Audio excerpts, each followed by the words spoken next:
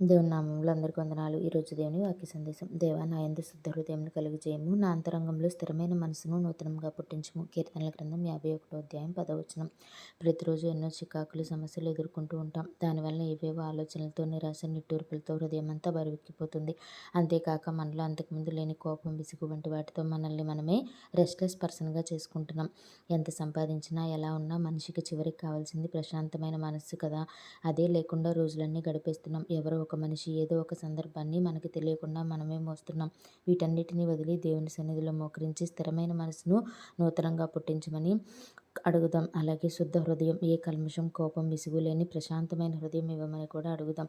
అన్నిటికన్నా ముందు నిన్ను ఇబ్బంది పెట్టే ప్రతి వ్యక్తిని ప్రతి పరిస్థితిని ఆ దేవుని చేతికి అప్పగించాలి.